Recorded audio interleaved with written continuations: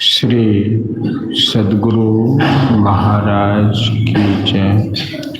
परमाराध्य सद्गुरु महाराज का प्रवचन महर्षि में ही सत्संग सुधा सागर से प्रवचन संख्या 171।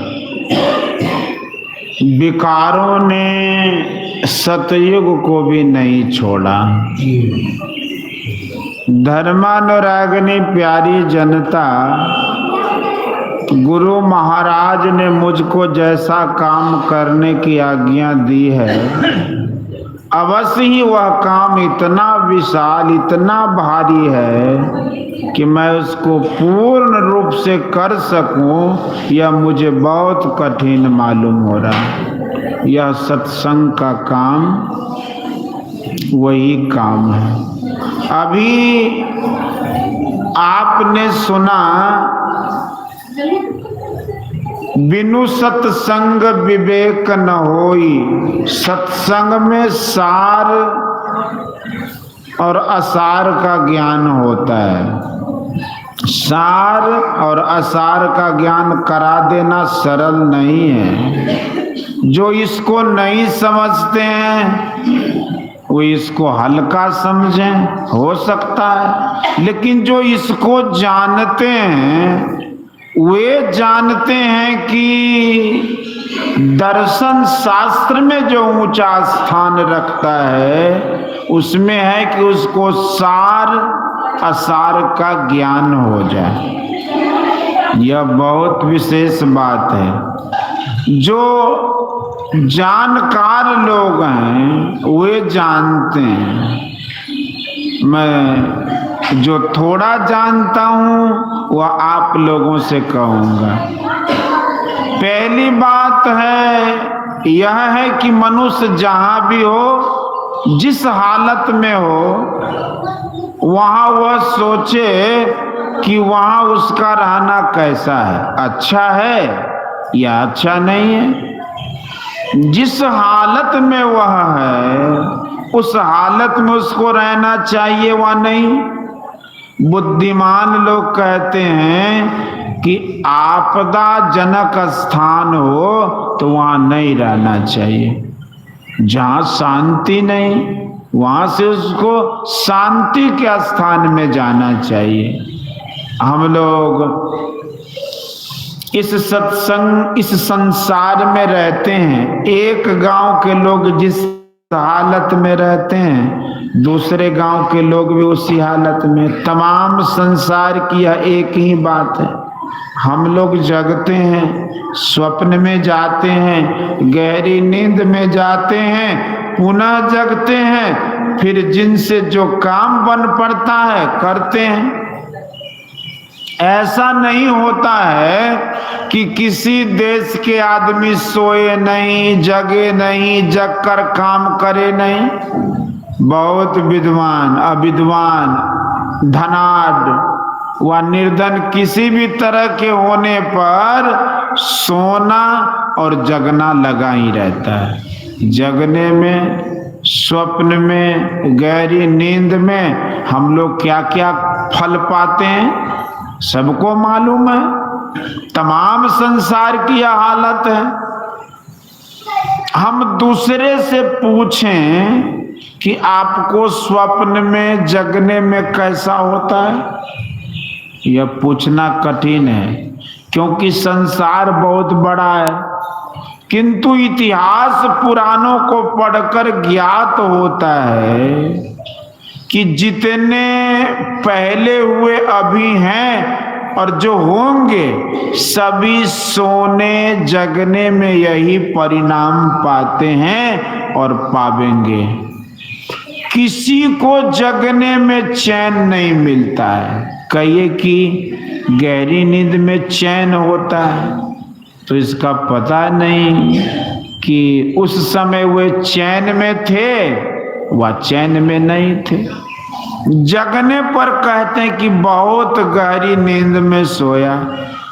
बहुत गहरी नींद के समय इसका ज्ञान नहीं था। ऐसा भी नहीं होता है कि गहरी नींद में कोई काम नुकसान नहीं होता है, बल्कि कहते हैं कि सो गया तो अमुक काम खराब हो गया। और गहरी नींद की अवस्था बराबर रहती भी नहीं है। इससे जाना जाता है कि वह अवस्था भी ठीक नहीं है। लोग ऐसा भी काम कभी कर लेते हैं जो नहीं करना चाहिए। इससे जाना जाता है कि हमको इन अवस्थाओं में चैन नहीं है। चाहे कुछ बनकर संसार में रहो, संसार में रहना ही ऐसा है कि शांति पूर्वक रहने का स्थान नहीं है। बिहार राज्य अंतर्गत पूर्णिया जिला के फारबिसगंज के एक ब्राह्मण थे। उनको बहुत कम जमीन थी। सर्वे काल में उनकी जमीन बटाईदारों ने लिखा ली। बेचारे ब्राह्मण बहुत दुखी हुए। बटाईदारों से मुकदमा लड़ नहीं सकते थे, इसलिए वे तत्कालीन प्रधानमंत्री पंडित जवाहरलाल नेहरू के पास दिल्ली चले गए। बहुत प्रयास और प्रतीक्षा के बाद उनको कई दिनों के पश्चात 1 बजे रात्रि में मिलने का समय मिला। जब वे ब्राह्मण प्रधानमंत्री नेहरू जी के समीप गए तो उन्होंने देखा कि नेहरू जी अपने काम में 1 बजे रात होने पर भी बहुत व्यस्त हैं। नेहरू जी ने पूछा, कहिए आप क्या कहना चाहते हैं? इन्होंने कहा कि आपको देखकर लगता है कि आपसे सुखी मैं ही हूं। इतनी रात तक जगकर काम करने की मुझे कोई जरूरी नहीं रहती। आप इतने बड़े पद पर हैं फिर भी चैन नहीं है। यह सुनकर पंडित नेहरू बहुत प्रसन्न हुए और इनका काम भी कर दिया। इस लिहाज से दुनिया में रहना अच्छा नहीं है। इसका अर्थ यह नहीं कि घर बार छोड़कर गाछ के नीचे रहो। तो गाछ के नीचे रहने पर भी दुनिया कहाँ छूटी। भूख लगने पर कंदमूल खोजने, प्यास लगने पर कुएं की ओर जाना ही पड़ेगा। अथवा कंदमूल जंगल में नहीं मिले तो गांव की ओर, बाजार की ओर जाना ही पड़ेगा।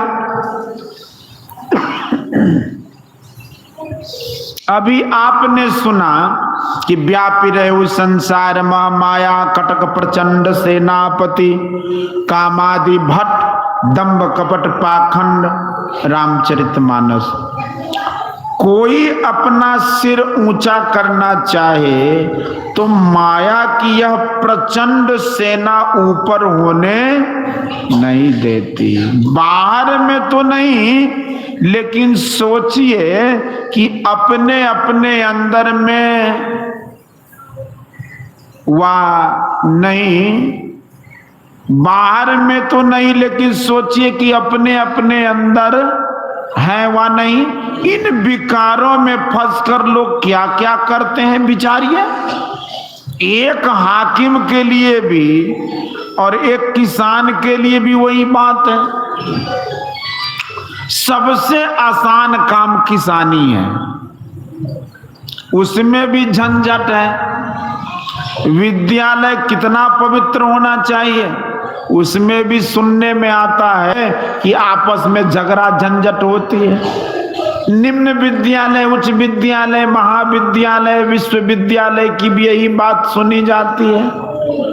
अंगुली दिखाने का काम श्री राम से भी हो गया है। बाली ने कहा, आप तो धर्म के अवतार हैं, आपने छिपकर मुझे क्यों मारा? युधिष्ठिर को दबकर झूठ बोलना पड़ा। अर्जुन ने कह दिया कि भाई साहब आपको वह दोष लग गया जो श्री राम को लग गया था। यह संसार काजल की कोठरी है, यहाँ कुछ न कुछ दाग लग ही जाता है और इसका फल दुख अवश्य होता है। इसलिए इस संसार से भाग जाना अच्छा है। काम क्रोध आदि विकारों ने सतयुग को भी नहीं छोड़ा। कहते हैं कि पाप विशेष होने पर भगवान का अवतार होता है, तो सतयुग में ही हिरण्यकशिपु और हिरण्याक्ष हुए जिनके लिए भगवान को अवतार लेना पड़ा। त्रेता द्वापर में भी हुआ और कलयुग में हम लोग देख ही रहे हैं। गोस्वामी तुलसीदास जी ने कहा कि कहीं वेद इतिहास पुराना, विधि प्रपंच गुण अवगुण साना।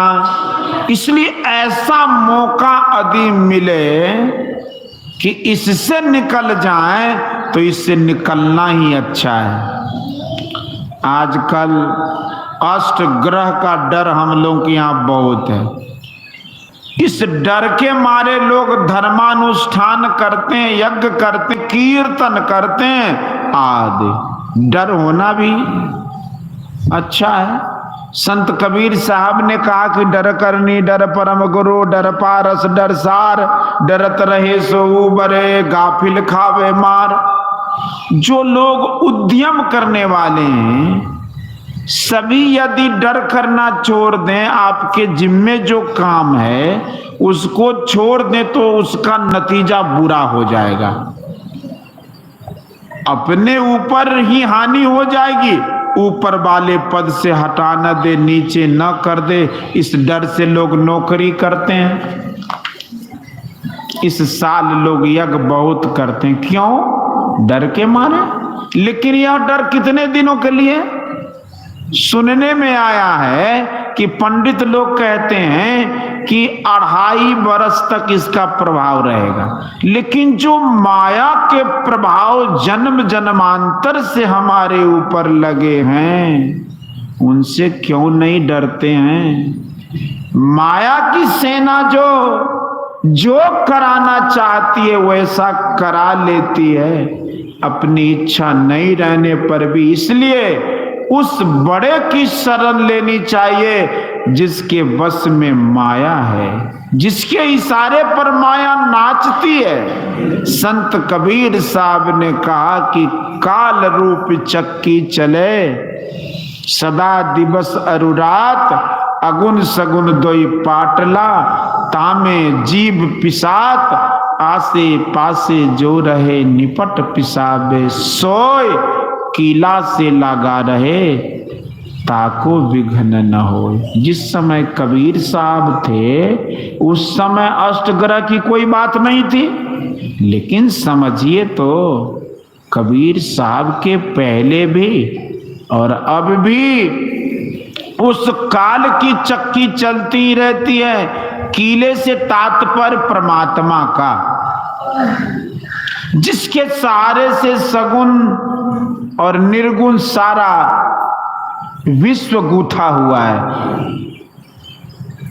जैसे कील से जाते का पट्टा गूथा हुआ हो, परमात्मा से सटकर रहा तो संसार में भी कुशल है और परलोक में भी है। इसी से मोक्ष मुक्ति निर्वाण मिलता है। जिमि थल बिनु जल रही न सकाई, कोटि भांति कोई करई उपाई, तथा मोक्ष सुख सुन खगराई, रह न सकई हरि भक्ति बिहाई। रामचरितमानस। अर्थात जैसे बिना धरती के जल ठहर नहीं सकता, चाहे कोई करोड़ों उपाय क्यों न करे।